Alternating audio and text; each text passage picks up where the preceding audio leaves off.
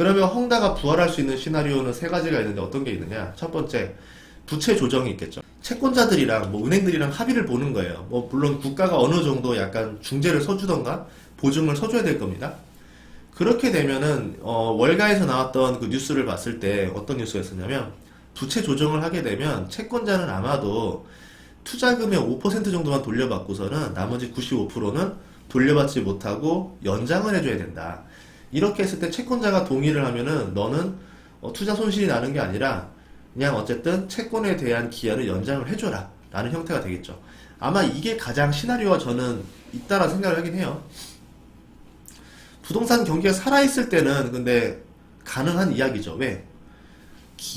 지금 부동산 경기가 살아있으니까 너희들이 이 기업만 살려주면 충분히 돈을 돌려받을 수 있어라고 설득이 되잖아요. 희망이 있잖아요. 근데 지금 부동산 규제는 국가가 이렇게 세게 해놓고서는 한 2년만 살려줘봐. 뭐 돈 돌려받을 수 있을 거야. 했을 때 어떤 투자자가 돌려받을 수 있을 거라 생각하겠어요?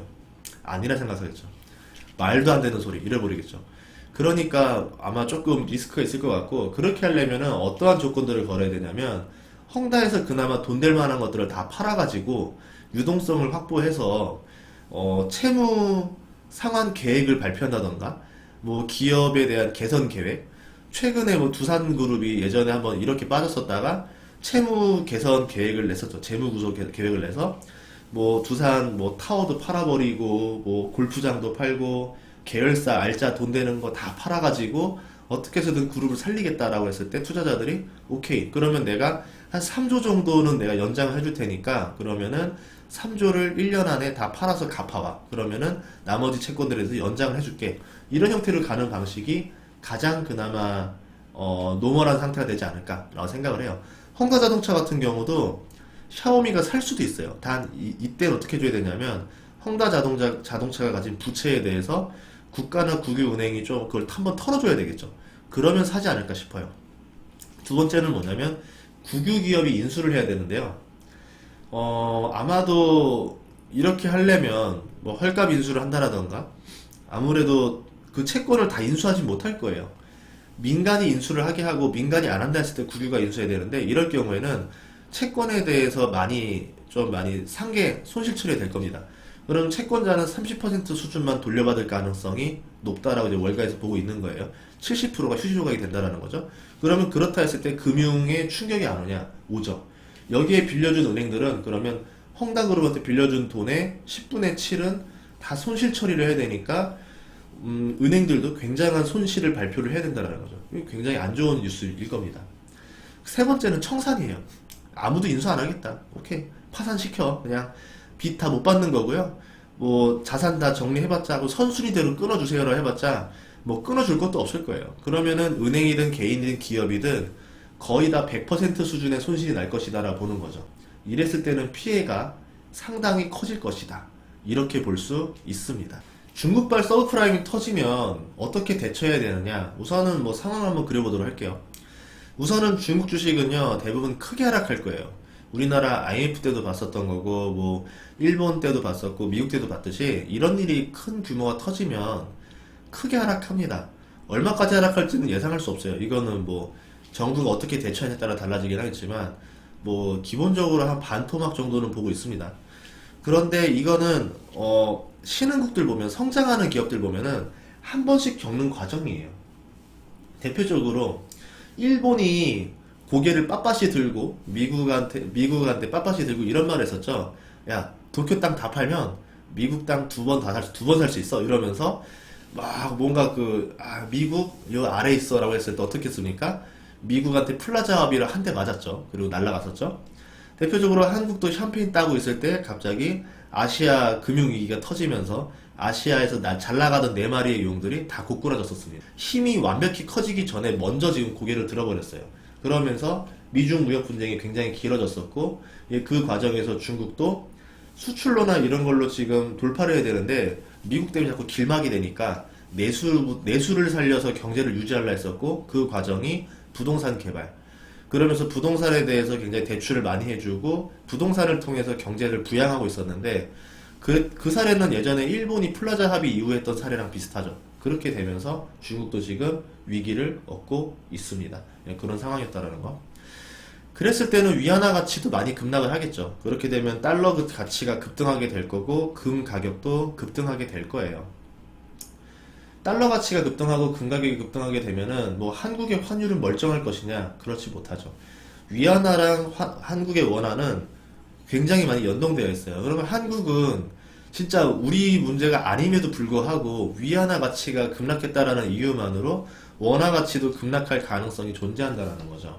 그래서 제가 생각하기에 현금으로 보유하는 돈이 있다라고 하면은 그 중에 일부는 달러로 환전해 두는 것도 나쁘지 않다. 어차피 달러도 현금이고 원화도 현금이라는 관점에서 생각했을 때 달러로 바꿔두는 거는 일종의 보험이 될 수도 있다라는 거죠. 그러니까 지금 상황에서 내가 뭐 주식 다 팔고 뭐 중국 망해라, 세계 경제 망해라 이렇게 할 수는 없는 상황이겠지만 그래도 내가 가진 자산 안에서 최대한 보험적인 요소를 많이 깔아두자라는 거죠. 그래서 달러를 가지고 있으면은 만약의 사태에서 대비할 수가 있다. 만약에 내 주식이 문제가 생긴다 하더라도 이 달러가 크게 오르면서 기회를 줄 수도 있다라는 거예요. 자, 그럼 두 번째. 부동산 은행 같은 경우는 심각한 수준으로 디폴트에 떨어질 수 있다라고 보여요. 그러면 연쇄 디폴트가 나올 수가 있는데 그렇게 되면은 미국이 글로벌 자본이 들어오면서 중국 은행들을 많이 사들일 거라 생각을 해요. 그러면 이제 뭐 본토 거래소도 이제 외국인 완전 개방해라라고 하면서 중국이 가진 거래소들 다 오픈을 시켜버리고 뭐 외국인이 살 수 있는 한도를 다 폐지하라 뭐 이렇게 하면서 이제 중국에 있는 은행들부터 헐값에 담아가겠죠. 그러면 만약에 이런 사태가 터졌다라 그러면 우리도 뭘 사야 되냐면 중국의 금융주를 사두는 전략이 나쁘지 않습니다. 보통 그 나라의 위기가 온다라 했을 때 그 나라의 금융주가 가장 똥값이 돼 있어요. 워렌 버핏도 미국이 부도난다라 했을 때 뭐 했습니까? 뱅크 오브 아메리카에 투자를 했잖아요. 아주 헐값에. 그것 때문에 수십조의 차익이 났습니다. 지금 굉장히 돈 많이 벌었어요. 우리도 만약에 내가 부자가 되고 싶다라 그러면 나름대로의 저력이 있는 국가가 금융 위기가 떨어졌을 때 그 나라의 금융주를 사는 전략은 굉장히 중요합니다. 여러분이 나중에 크게 부자가 될 수 있냐 아니냐를 갈라줄 수 있는 기회가 될 수도 있어요. 자, 이렇게 족쇄를 채운 다음에 그러면 외국인들은 어떻게 판단할 것이냐? 아마도 중국을 살려놓을 겁니다. 왜? 외국인들이, 글로벌 자본들이 중국의 알짜 기업들, 금융주를 싹 다 장악을 했어요. 그럼 이제 뭐 해야 돼요? 돈 벌어야 되잖아요. 그러니까 이제 뭐 하겠어요? 중국 돈 좀 벌 수 있게 미국 정부 좀 다 풀어주세요. 제재 풀어주세요. 뭐 해주세요. 이러면서 이제 무역이 활발하게 만들어 줄 겁니다. 그러면 중국 증시가 급등하겠죠. 그럼 누가 돈을 벌어요? 쇼크를 먹은 중국 그 내국에 있었던 뭐 기업이나 투자들이 아니라 글로벌 자본들이 돈을 벌게 됩니다. 그러면 우리는 돈을 누구를 따라가야 되느냐? 글로벌 자본들이 움직이는 돈에 따라가야 돼요. 같이 쫄지 말고 글로벌 세력들이 돈을 어떻게 돌리는가를 찾아보면서 같이 따라가셔야 된다는 거고요. 세 번째는 뭐냐면 큰 사건이 벌어지면은 중국 부동산은 한동안 하락세를 면치 못할 수도 있어요. 왜? 너무 비쌌어요. 이게 너무 비싼데 예를 들어 이런 게 있습니다. 뭐 중국의 집값이 한 채가 20억이라고 해요. 월급은 70만 원인데 집값이 20억이다. 그러면 반토막이 나서 10억이 됐다라 쳐요. 이게 싸냐 비싸냐라고 봤을 때 과거처럼 집 사면 돈 번다, 무조건 오른다라는 그런 엄청난 그 신앙이 있을 때는 10억이든 20억이든 위로 올릴 수가 있겠죠. 그런데 지금 내가 현실은 70만 원밖에 안 되고 주변 사람들은 다 빚더미에 앉았었고 집값이 10억인데 올라갈 기미가 보이지도 않아요. 그런 믿음이 생겨버리면 10억인데 다시 20억이 되기는 어려울 수도 있다라는 거예요. 경기가 크게 좋아지면서 갑자기 막 소득이 확 오르고 막 중국이라는 나라가 막 성장 가도를 달리기 시작하면 모르겠지만 그 전까지는 좀 어렵지 않을까. 물론 이제 부동산 경기라는 것 자체가 영원히 안 좋을 수는 없습니다. 의식주 중에서 주기 때문에 시간이 지나면 몇 년이 지나고 나면 다시 한번 턴 어라운드는 올 수는 있어요. 하지만 잃어버린 10년까지도 각오는 해야 된다. 이렇게 볼 수 있겠죠. 네 번째는 뭐냐면 헝다 문제가 마무리된다라고 하더라도 이거는 이런 거예요. 헝다 문제를 차라리 깔끔하게 도려내서 깔끔하게 처리를 하면 예를 들어서 여기가 썩었어요. 여기가 하나 썩었으면 요쪽만 절개를 이제 하는 형태가 아니라 막 보면 이런 거 있거든요. 이쪽이 문제가 있으면 전이가 많이 돼 있단 말이에요. 그럼 여기까지 싹 다 절개를 해서 다시는 문제가 터지지 않도록 잘 봉합을 시켜놓으면 되는데, 만약에 그냥 대충 빼우기 형식의 봉합, 그냥 정부가 나서서 에이 부채 우리가 조금 봐줄게, 지방은행들이 좀 떠안아 줄게, 이런 식으로 봉합을 시켰다? 그러면 속이 치료된 게 아니죠. 중국이라는 지금 구조는 부동산이라는 구조를 먹여 살리고 있었다가 부동산을 규제하면서 부동산이 고꾸라지기 시작한 거고, 그러면 헝다 문제뿐만 아니라 전방위적으로 부동산과 연관되어 있었던 것들이 다 이제 경기가 어려워지기 시작하는 상태인데, 어떻게 그러면 부동산 경기를 떠안아 줄 것이냐, 그 기저에 있는 거를 어떻게 살려줄 것이냐라는 정책이 나와야 되는 거지, 헝당한 봉합해 준다는 거는 문제 해결이 아닙니다. 90년대 초에 일본의 부동산 버블 붕괴급이 될 수도 있다라는 거죠. 만약 그렇게 해서 만약에 몇 년 정도 방치를 했다라 그러면은 이제는 돌이킬 수 없는 폭탄으로 커질 수 있다. 저는 그렇게 볼 수 있어요. 국가를 먹여 살릴 경쟁력 있는 기업이 많아야지만 만약에 그런 문제를 봉합했다 하더라도 살릴 수가 있거든요. 근데 지금 중국 같은 경우는 대부분의 수익이 어떻게 나냐면 부동산 관련의 업종들, 그러니까 내수 관련으로 GDP를 키워놨고, 그럼 나머지 GDP도 뭐냐면은 기본적으로 글로벌 기업들에 있는 제조업들에서 이제 근로자로 있다라던가 아니면 하청을 한다던가 이런 형태로 싸게 팔아서 마진 뛰게 하는 사업을 했단 말이죠. 그런 사업을 썼던 거고, 최근에는 또 위안화 지금 절상까지 되고 있으니까 그 수익이 더 떨어질 거예요. 그 다음에 이제 실제로 돈을 벌려면 차세대 먹거리를 발견을 해야 되는데, 그렇게 해서 고부가 가치를 내야 돼요. 고부가 가치를 내야 되는 이유가 뭐냐면, 기업이 마진율이 큰 사업을 해야지만 직원들한테 월급을 더 많이 줘도 부담이 없잖아요.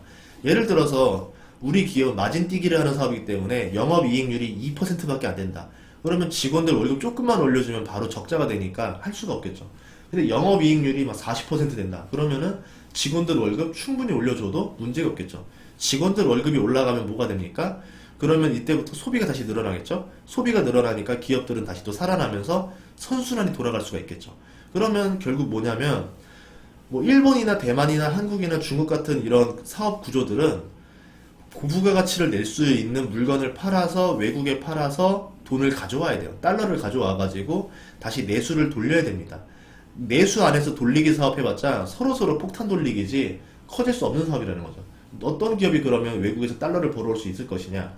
앞으로 먹거리 중에서 보이는 것 중에서 이제 반도체, 전기차, 신재생 이런 사업들이 앞으로 돈을 많이 벌어올 수도 있을 것 같은데, 이 규모가 중국이라는 공룡을 먹여 살리기에는 굉장히 부족해요. 더 많이 커져야 돼요. 엄청 더 먹어야 돼요. 아마 전기차 시장을 중국이 거의 다 장악해야지만, 반도체 시장도 꽤 많이 장악해야지만 중국이라는 공룡을 생계를 유지할 수 있는 수준이 될 겁니다. 그럼 이쪽으로 더 집중 투자하지 않을까라고 보는 거예요. 그래서 만약에 중국발 문제가 터졌다라고 했을 때 맨 처음 이제 보이는 건 금융주고, 그때 이제 같이 보이는 건 뭐냐면은 중국에서 조금 신성장을 낼 수 있는 사업들, 대표적으로 지금 봤을 때는 전기차, 뭐 그 다음으로 보면은 신재생, 뭐 만약에 약간 역발상을 생각하자라고 하면은 반도체. 반도체에서 이제 고도의 기술은 뭐 미국이 다 가지고 어느 정도의 이제 조금 뭐 고도의 기술이 필요 없는 반도체 사업들을 중국에다 밀어줄 수도 있겠죠. 그렇게 되면서 반도체 산업이 커질 수도 있다라고 봐요. 이렇게 중국발 서브프라임이 터졌을 때 어떻게 대처해야 되는지까지도 알아봤는데요. 뭐 제가 뭐 위기를 조장하려는 얘기가 아니고, 투자를 하고 싶은데 지금 저도 주식 비중을 늘리고 싶은데 후방의 적은 확실히 알고 가야 된다는 거죠. 이런 문제가 있으니까 뒤에서 어떤 문제가 터질지는 생각하고 대처하고 준비하고 주식 투자를 하세요라는 거예요. 뭐 정말 나는 모르겠다라 그러면은 뭐 주식 50%, 현금 50%, 그 현금 중에서 일부는 달러를 보유한다던가 이렇게 갈 수도 있는 거고, 아니면 주식 비중을 늘리려고 했던 비중 중에 일부를 뭐 금으로 사는 방식들도 있을 거고, 아니면 비중을 늘릴 때 조금 더 안전한, 중국발 위기에서 좀 안전할 수 있는 미국 주식 비중을 늘릴 수 있는 방법들도 있을 거고, 뭐 포트폴리오 안에서도 본인만의 어떤 해지 전략이 나올 수가 있으니까, 여러분들이 너무 막 무조건 꼬다, 무조건 아니다 이렇게 위아래로 하지 않으셨으면 좋겠어요. 여러분의 자산 비중에 따라서도 위기를 대처할 수 있는 포트폴리오가 나올 수 있다. 이렇게 잘 한번 고민해 보시는 시간이 되길 바라겠습니다. 참고로 저는 그래도 긍정론자예요. 지금 분위기상은 돈의 흐름을 봤을 때는 아직은 그래도 크게 봤을 때는 성장하는 사업들이 굉장히 많이 나왔고, 만약에 여기서 중국발 문제가 터진다 하더라도 앞으로 지금 큰 먹거리가 도래하고 있어요. 산업혁명, AI, 클라우드, 뭐 전기차, 환경, 뭐 친환경 문제들, 신재생 에너지들 이렇게 전환되는 과정에서 굉장히 돈이 많이 풀리고 있기 때문에 지수를 볼 것이 아니라 내가 어떤 기업에 얼마나 우량하고 성장할 수밖에 없는 기업에 투자했느냐가 더 중요할 거라 봐요. 제가 서브프라임 때도 투자했던 사람이었는데 그때 제가 우량주에 투자했음에도 불구하고 60% 손실이 나더라고요. 근데 그때 제가 안 팔아봤어요. 안 팔면 어떻게 되는가? 신기한 거는 세상이 망할 것 같다라는 뉴스는 1년 이상 나왔는데 주식은요 6개월 만에 다시 다 원금을 다 회복을 했어요. 그게 주식이에요. 그렇기 때문에 좋은 기업을 내가 들고 있는데 굳이 우려 때문에 막 지금 다 토해낼 필요는 없다. 이렇게 말하고 싶습니다. 아무튼 다음 시간에도 좋은 정보로 찾아뵙도록 하겠습니다. 고맙습니다.